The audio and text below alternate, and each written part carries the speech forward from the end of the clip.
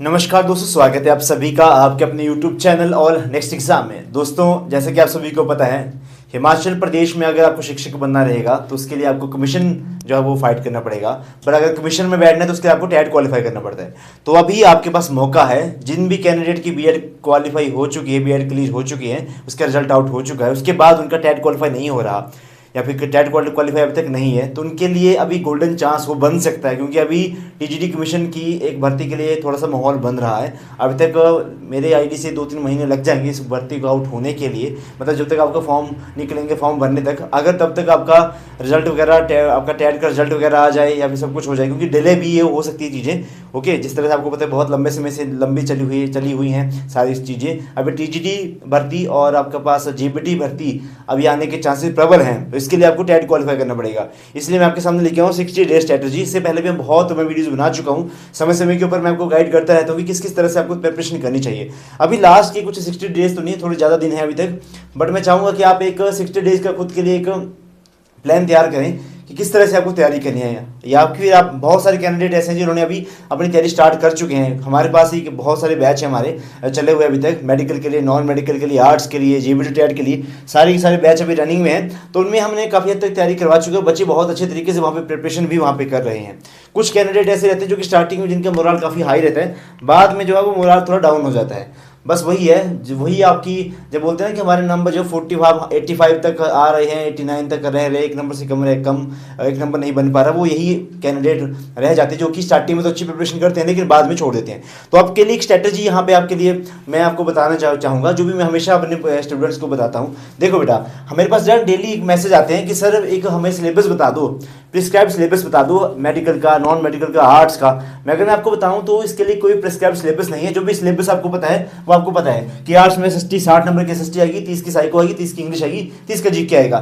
Medical में 60 का bio आएगी, 30 की केमिस्ट्री आएगी, 30 का आपका साइको आएगा, ठीक है, बायोलॉजी, केमिस्ट्री, साइको और जीके आएगा। नॉन मेडिकल में मैथ्स आता है, पीसीएम जो भी रहते हैं आपके पास, फिजिक्स, केमिस्ट्री, मैथ, 30 नंबर का, साइकोलॉजी, जीके और जीपीटी। ये बहुत लेंथी रहता है, इसमें हिंदी, इंग्लिश, मैथमेटिक्स रहेगा, साइकोलॉजी, सीडीपी, पेडागोजी जो भी रहेगा, और साथ में जीके सेक्शन सारे इसमें करवाते हैं। अब इतना सबको पता है, बट इसके अंदर भी आपको डिटेल में क्या क्या पढ़ना रहेगा उसके बारे में नहीं जानकारी रहती है। तो सबसे पहले मैं आपको यही कहता हूं, जो भी हमारे कैंडिडेट हैं या फिर जो भी जिनको हम तैयारी करवाते हैं, सबसे पहले मैं उनको क्या कहता हूं कि एक अपना PYQ देखो, प्रीवियस क्वेश्चन आपको देखने, पेपर आपको देखने हैं, उसके लिए उसके बिहाफ के ऊपर एक अपने लिए एक रफ सा एक आपको अपना जो भी सिलेबस है वो बनाना है। ये मैं हमेशा कहता हूँ, ये किसी भी एग्जाम को क्रैक करने का एक सिंपल सा फॉर्मूला रहता है, सिलेबस, ठीक है। उस सिलेबस में जो भी सिलेबस में आपको लगा कि इसके अकॉर्डिंग मेरे को पढ़ना पड़ेगा, जो भी हमारा टॉपिक जहाँ से बन रहे हैं उनको टॉपिक को करो, यानी कि उसके बाद रहता है स्टडी रहती है, लास्ट में आपको प्रैक्टिस करनी होती है, और प्रैक्टिस के बाद आपको लगाने होते हैं मॉक्स। उसके बाद आपका कोई टेस्ट क्वालिफाई क्यों नहीं होगा। बट अब दिक्कत यहाँ पे क्या आती है कि आपको जब मैंने ये कह दिया PYQ देख लेना, उसी टाइम आप बोलेंगे कौन करे इतनी मेहनत, कहाँ मिलेंगे PYQs, ठीक है, कहाँ मिलेंगे PYQs। फिर आते हैं जो भी हमारे जैसे हम पेड बैचेस चला रहे हैं, उसमें क्या रहता है बेटा, हम आपको वहाँ पे पका पकाया कंटेंट दे रहे होते हैं। ऑब्वियस सी बात है, जब हम प्रिपरेशन करवाते हैं किसी चीज़ की तो हम खुद से आपकी तैयारी करवाते हैं। फॉर एग्जांपल अगर मैं बात करूँ, हमसे पूछते सर केमिस्ट्री का क्या सिलेबस है, बायोलॉजी का क्या सिलेबस है, मैथमेटिक्स का क्या सिलेबस है, तो हम क्या करते हैं, हमें प्रीवियस पेपर को लगातार 3 साल तक का देखेंगे, ज़्यादा पुराना नहीं देखेंगे क्योंकि पैटर्न चेंज होता रहता है। पिछले 3 साल का हम पेपर जो देखेंगे, 3 साल, 4 साल, 5 साल, जब भी हम पेपर देखेंगे, उनसे एक मोटा मोटा सा एक सिलेबस खुद से तैयार करते हैं कि ये आपका सिलेबस है, उसको हम वहाँ पे एग्जीक्यूट करवाते हैं हमारे पेड बैचेस के अंदर। तभी हमारा जो आपका एग्जाम क्वालिफिकेशन की जो रेशियो है वो परसेंटेज है वो काफ़ी हाई है। मैंने आपको पहले भी कहा था, काफ़ी बच्चों की मैं आपके साथ स्क्रीनशॉट भी शेयर कर चुका हूँ। हमारी वेबसाइट allnextexam.com, वहाँ पे 3 डॉट पे क्लिक करना, वहाँ पे स्टूडेंट्स रिव्यूज एंड टेस्टिमोनियल पे जाना। मैंने बहुत सारे कैंडिडेट का वहाँ पे आपके स्क्रीनशॉट लगाए हैं जिन्होंने अभी क्वालिफाई करा था दिसंबर 2024 के अंदर। अच्छा, अब बात है कि सर 60 डेज हैं, कैसे करेंगे। अब एक तो सिंपल सा ये हो गया, आपका पहला प्लान तो ये हो गया। फर्स्ट आपके पास ये है कि आप खुद से अगर तैयारी कर रहे हैं तो इस तरह से करें। सेकंड जो तो मैंने आपको बताया कि you can join our paid batch, उसमें आपको पकाया कंटेंट आपको मिल जाएगा, ठीक है। अगर कोई ज़्यादा मेहनत नहीं करना चाहता कि कौन PYQ देखे, कौन सिलेबस करे, कौन पढ़े, कौन ढूंढ के पढ़े, कौन स्क्रोल करके पढ़े, तो हमारा पेड बैच यहाँ पे, ठीक है। आर्ट्स के लिए सेकंड पेड बैच स्टार्ट है। मेडिकल नॉन मेडिकल के लिए 1 अप्रैल से हमारा बैच स्टार्ट हो रहा है 2025 से। जीपीटी का 25 मार्च से स्टार्ट हो रहा है, ठीक है, ये अभी रनिंग में। बैच नंबर 3 भी जल्दी स्टार्ट हो जाएगा, नेक्स्ट मंथ की 15 तारीख तक ये 3rd बैच भी स्टार्ट हो जाएगा। 2nd बैच में आप एडमिशन ओपन है, उसमें आप ज्वाइन कर सकते हैं।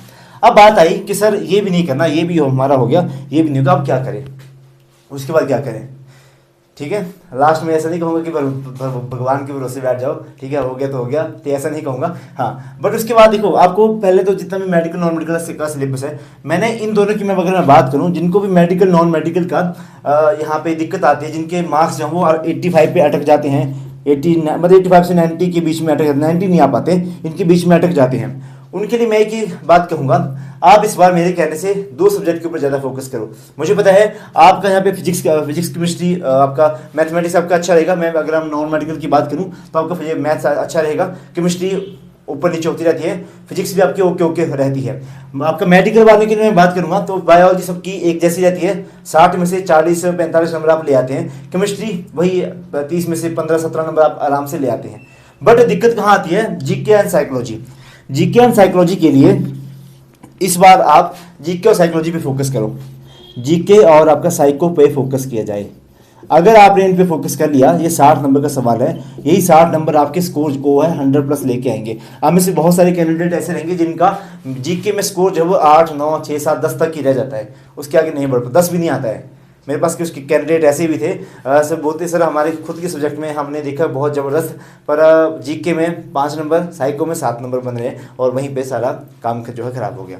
90 नंबर देख बोलने के लिए बहुत छोटी बात आती है कि 90 नंबर आ जाएंगे, बट जब ना जोड़ते हैं ना सभी के नंबर, तो वो 90 नंबर भी नहीं बन पाते हैं, तब 90 मार्क्स भी नहीं बन पाते हैं। ठीक है, तो ये बहुत ज़्यादा मतलब हो जाता है कि कभी कभार चीज़ें, खुद को टाइम दो और खुद को देखो कौन से सब्जेक्ट में ज़्यादा फोकस मुझे करना पड़ेगा। कुछ क्या करते हैं बायोलॉजी में कि बायोलॉजी ने 60 नंबर किया है, इसको ज़्यादा फोकस इस पे करते हैं हम बायोलॉजी पे। बायोलॉजी में 60 नंबर है, आप ज़्यादा से ज़्यादा 55 तक नंबर ले आएंगे, 50 तक नंबर लेके आएंगे, इसके ज़्यादा नंबर नहीं आते हैं। केमिस्ट्री हो गया, वहीं 20 तक नंबर आप अटक जाते हैं। 20 देखो, 30 में से 20 भी केमिस्ट्री में कोई बुरी बात नहीं है।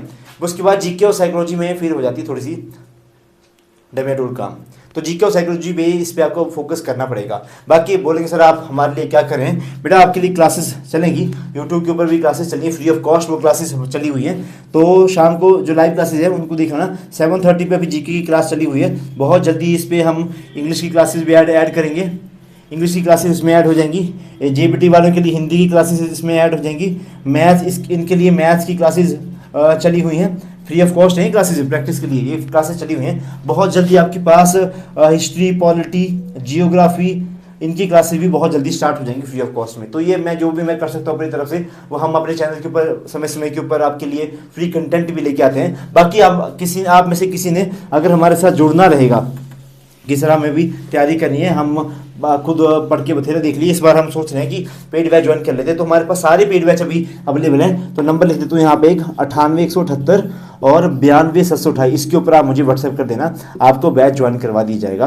या फिर डिस्क्रिप्शन बॉक्स में एक लिंक दे दूँगा मैं व्हाट्सएप ग्रुप का, उस व्हाट्सएप ग्रुप के थ्रू भी आप हमारे साथ कनेक्ट कर सकते हैं। तो ये पूरी पूरी स्ट्रैटेजी बेटा 60 दिन का ये सबसे बेस्ट तैयारी रहती है। अगर आप किसी ने हमारा पेड बैच भी ले रखा है, उसके लिए भी अगर मैं बताना चाहूँ तो उनके लिए मैं बताना चाहूँगा, देखो बेटा जो भी हम आपको स्टडी करवा रहे हैं, स्टडी के बाद आपको प्रैक्टिस के लिए पीडीएफ्स हम वहाँ पे आपको दे रहे हैं, तो आप उन प्रैक्टिस की पीडीएफ्स को प्रॉपर उनको फॉलो करें। डेली के 1 लाइनर आपको जल्दी मिलना स्टार्ट हो जाएंगे, या फिर मैंने आपको कुछ पीडीएफ्स भी दी होंगी 1 लाइनर की, आप उनको पढ़ना स्टार्ट करेंगे। और लास्ट में जो प्रैक्टिस करेंगे, अगर आपको लगता है मॉक्स जरूर लगाएंगे लास्ट में। मॉक्स से क्या होता है, आपको ये पता चलता है कि मुझे कौन से सब्जेक्ट में इशू आ रहा है, कौन से सब्जेक्ट मेरा वीक है, आपको वहाँ पे पता चलता है। और जून वाला हमेशा ऐसा लगता है सभी को कि जून वाला टेट जो थोड़ा सा डिफिकल्ट रहता है एज कम्पेयर टू दिसंबर वाला टेट, है ना। तो मैं भी देखते हैं पिछले 3 साल से इस तरह से ही है। और आर्ट्स वालों का टेट बहुत आसान आ रहा है बहुत लंबे समय से। इस बार तो भाई मेडिकल और नॉन मेडिकल का जो परसेंटेज रेट था वो भी काफ़ी अच्छा था। तो मैं यही कहूँगा कि इस बार में भी आपका पेपर का लेवल थोड़ा सा बढ़ सकता है।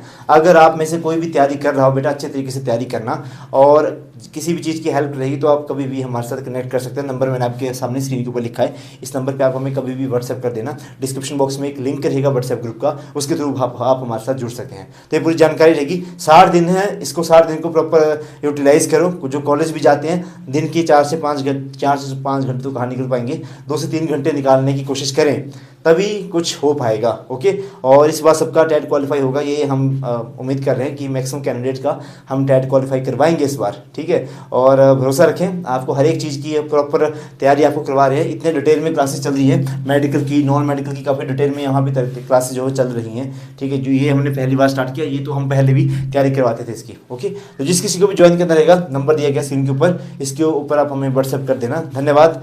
आज की वीडियो को यहीं पे समाप्त करें। आप सभी के दिन शुभ रहे। धन्यवाद। जय हिंद, जय हिमाचल, वंदे मातरम।